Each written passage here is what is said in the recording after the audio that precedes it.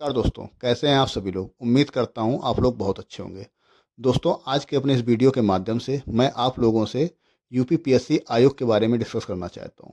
दोस्तों, जैसा रिसेंटली अभी आयोग ने यूपी आरओ एआरओ की आंसर की रिलीज की, और हमेशा की तरह उस आंसर की में बहुत सारे ऐसे क्वेश्चंस हैं जिनके आंसर गलत मार्क कर रखे हैं। ठीक है।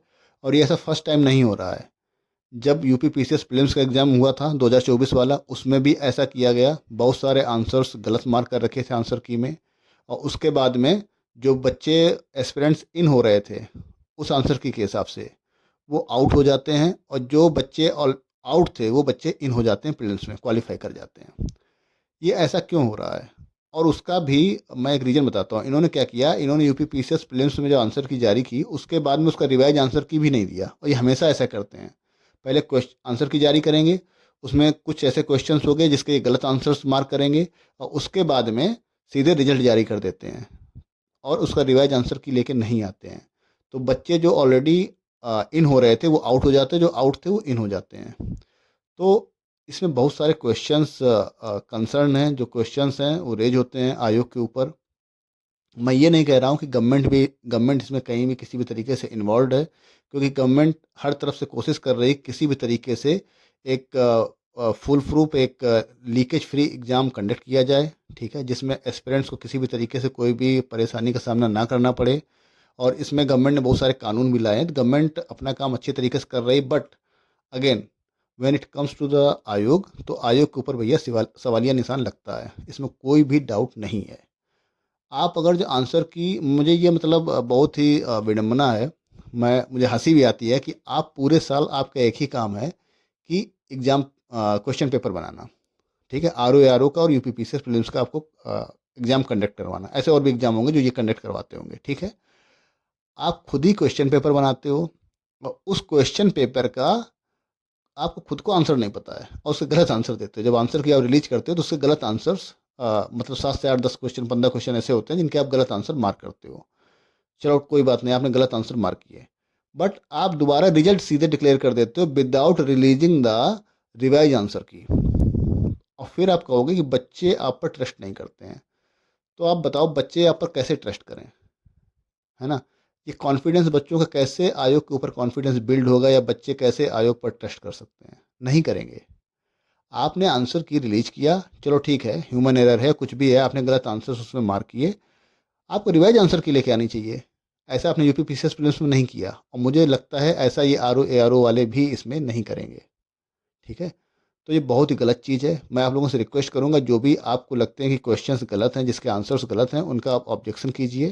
ठीक है, उसका ऑब्जेक्शन सबमिट कीजिए आयोग के पास में। और मुझे मतलब इस बात की हंसी आती है, या तो ये लोग एफिशिएंट नहीं है, है ना, अपना काम सही से कर पाने में सक्षम नहीं है ये लोग। पहली चीज़ मुझे ऐसे ही लगता है।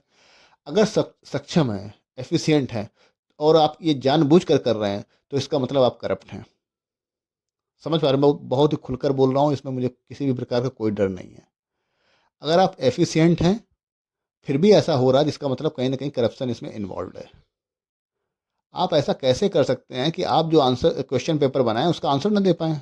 उसका गलत आंसर आप मार्क कर रहे हैं। और फिर अगर आपने गलत आंसर्स मार्क किए, कोई बात नहीं, ह्यूमन एरर हो सकती है, हो जाता है, तो आप उसका रिवाइज आंसर की क्यों नहीं लेके आ रहे हैं? क्योंकि आपको कहीं ना कहीं कुछ ना कुछ गड़बड़ करनी है। ठीक है, और इसमें गवर्नमेंट का नाम अलग से बदनाम होता है। तो मैं चाहता हूँ कि आयोग को हमेशा, पहली बात तो कोशिश करनी चाहिए कि करेक्ट आंसर की लेके आएँ, जिससे कि बच्चों का ट्रस्ट आयोग पर बढ़ेगा, पहली चीज़। दूसरा, अगर आप करेक्ट आंसर की लेके नहीं आ पा रहे हो, किसी तरीके से एक आध दो क्वेश्चन में गड़बड़ी हो जा रही है, कोई बात नहीं, आप रिवाइज आंसर की लेके आइए। क्योंकि आप, you can not play with aspirants, you can not play with their emotions. है ना, पूरी पूरी साल मेहनत करके बच्चा एग्जाम देने जा रहा है, तो एक बार पेपर लीकेज हो गया। ठीक है, पेपर लीक हो गया। पेपर लीक के बाद में बेचारा दोबारा फिर हिम्मत करके कोशिश करके पढ़ाई की, उसने एग्जाम देने फिर गया। बहुत सारे सपने होते हैं बच्चों के सर, बहुत गरीब गरीब बच्चे आ रहे हैं। प्लीज़ आप उनके साथ ऐसा ना करें। मतलब आप जवाब नहीं दे पाएंगे अगर आप ये जान कर रहे हैं। हाँ, अगर आप एफिशिएंट नहीं हैं, तो फिर ये it means you are not doing justice with your job. है ना। अगर आप एफिशिएंट ही नहीं है कि आप पेपर बना पाएँ, या एफिशिएंट ही नहीं कि आप उसके सही से आंसर की रिलीज कर पाएँ, तो you are not fit for your job, you should quit it. आपको छोड़ देना चाहिए। बहुत गलत चीज़ है ये। मतलब यू कैन मतलब आप ये समझो, मैं अभी इस बार मैं यूपी पीसीएस मेंस का एग्ज़ाम देने गया।